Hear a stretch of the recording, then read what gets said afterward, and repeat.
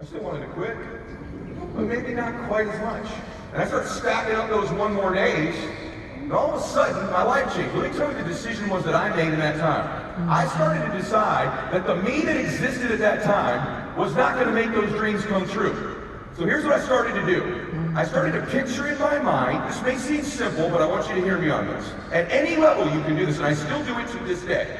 I wanted to picture in my mind the person I wanted to be. How do they walk? How do they talk? How do they think? How do they dress?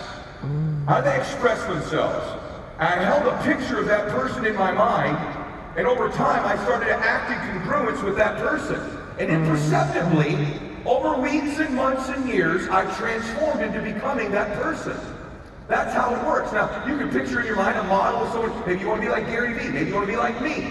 Maybe you want to be like Andrew or Eddie. I don't know. Maybe it's not even a person. But I do that to this day. At 55 years old, I'm not the same guy I was when I was 45. If I'm that guy, I'm of no value to you. So I start thinking, what would this guy I want to be? How much more patient would he be? How much more kind? How much more giving?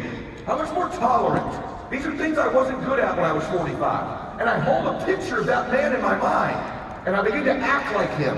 And over time, I transform myself imperceptibly. It doesn't happen in one day, but slowly but surely, one decision at a time, one day at a time, you become that person. The people that have those videos that make their dreams come true, stack up one day at a time. That's what they do. I'll prove it to you. I'll show you a video. This lady is a Holocaust survivor. She was in a concentration